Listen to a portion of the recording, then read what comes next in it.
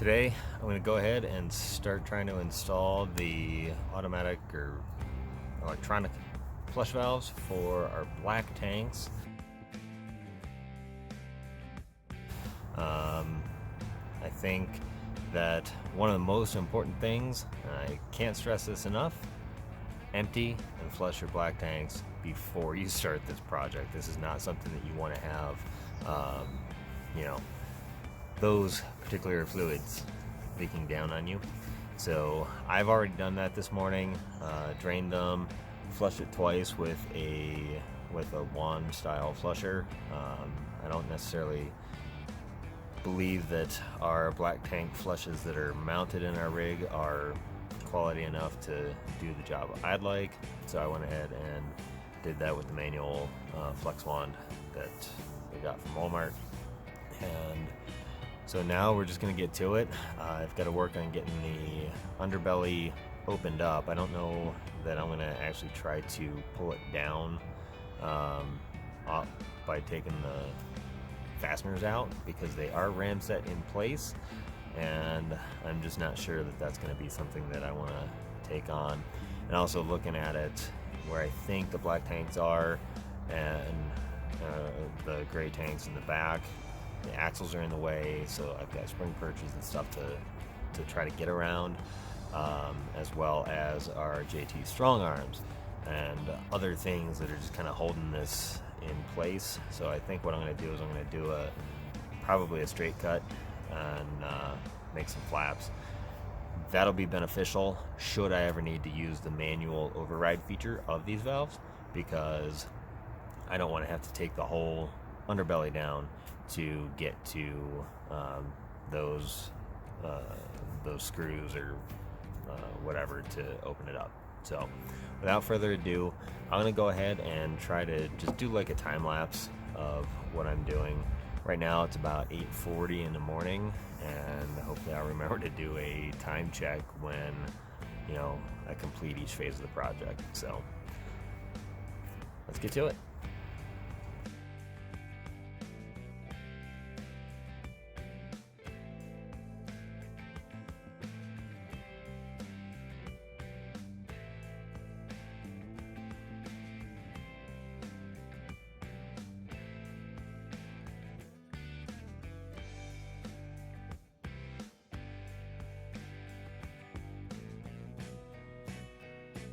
So I just wanted to show you how things are set up in my open range.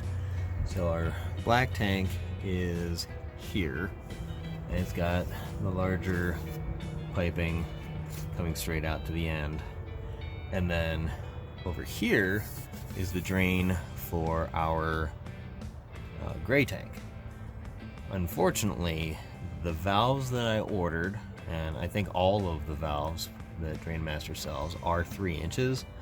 So I'm gonna have to order reducers for about $25 or $26 as of September of 2019. They have reducers so that you can hook up your these automatic electronic valves to this smaller diameter piping. So that's something I'm gonna have to take care of. I'm going to go ahead though and just focus on the black tanks for today, and then we'll get to the gray tanks at a later time.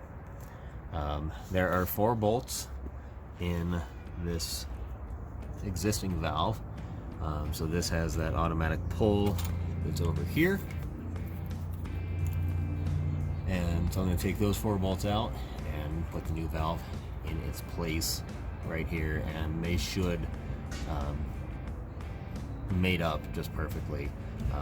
The valves are supposed to be the same exact size. So 4 bolts, and this valve should be out of my way.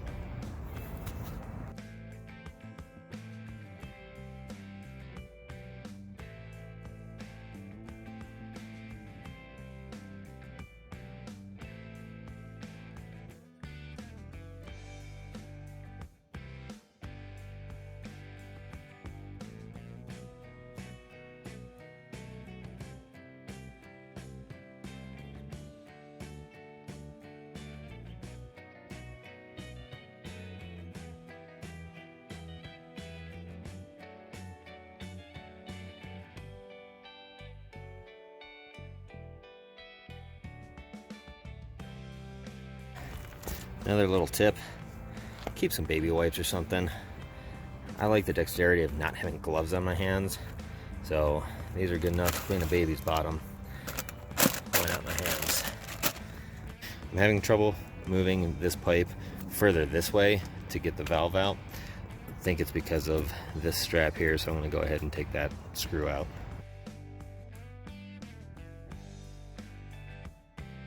And this moly coat is going to go on these gaskets before we assemble everything, and then the gaskets will sit on the valve like that.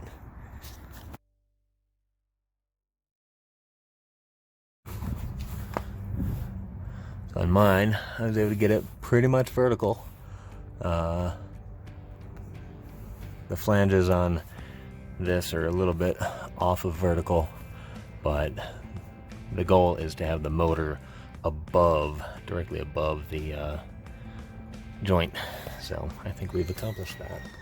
Now I'll just have to get things lined up a little bit better and get the screws back in.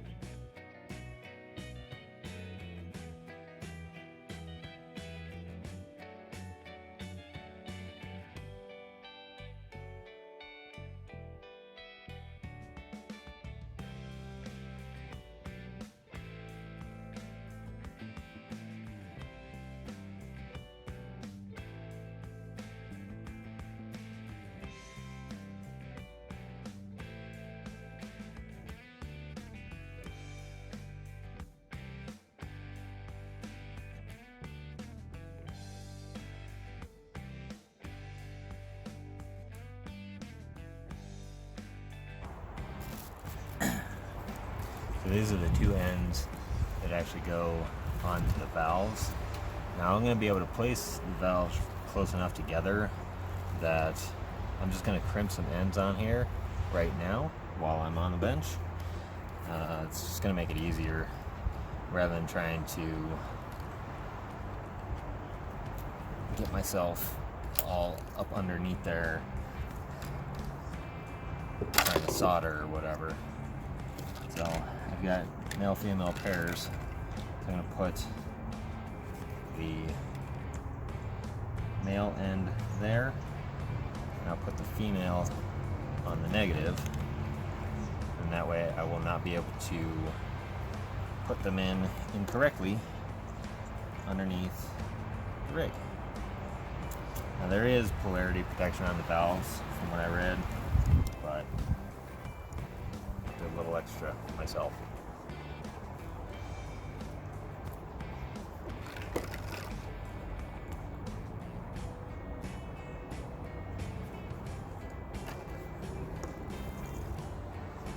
So now I've got a good connection. I'll be able to plug those in to the wires underneath. Be good to go. And I'm just going to go ahead and put these on here before I go under,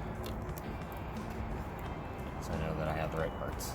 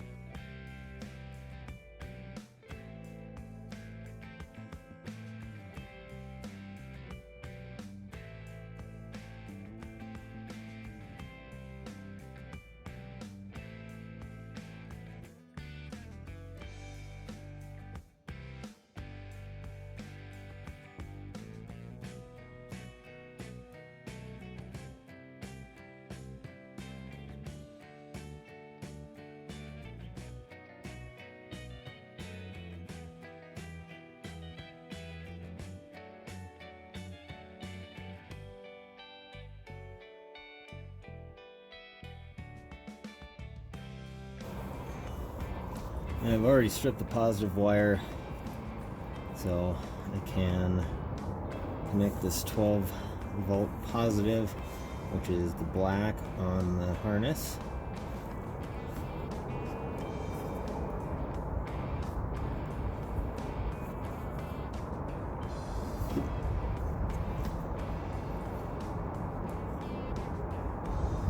Put that down.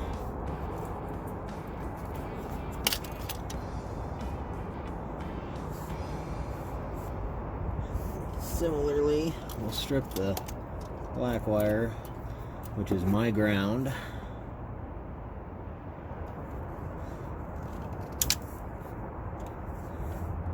This is 12 gauge wire I'm using, so I have to cut off some extra because the clips I got were small enough to fit their harness.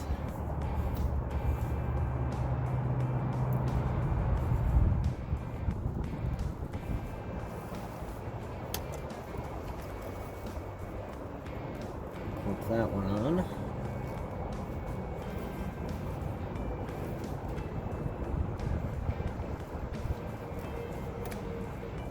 That's not going anywhere.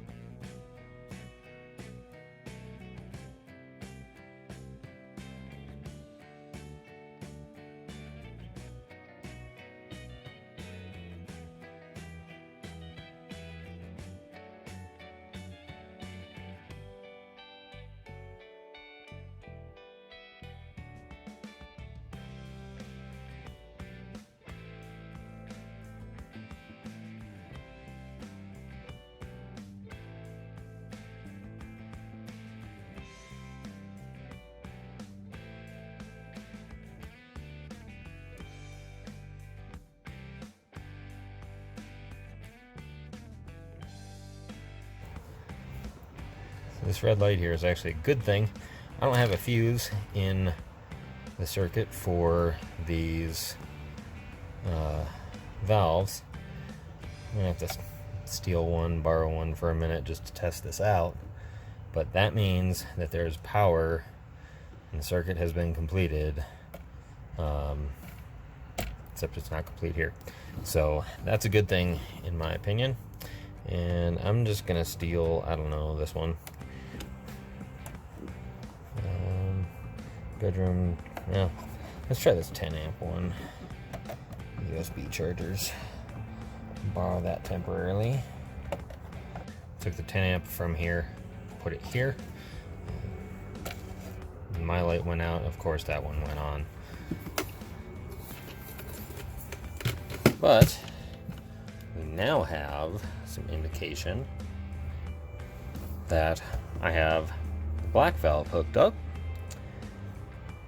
Again, haven't hooked up the gray yet because I'm still waiting on those parts, but there it goes.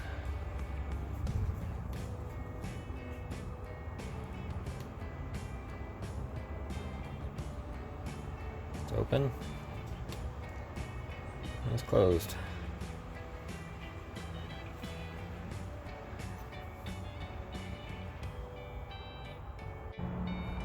Okay, we're going to try this out. I wonder if we'll be able to hear it. Okay, go ahead. Alright, I pushed it. It's red. And I heard it go, so go ahead and close it. And it's green and closed. Thank you.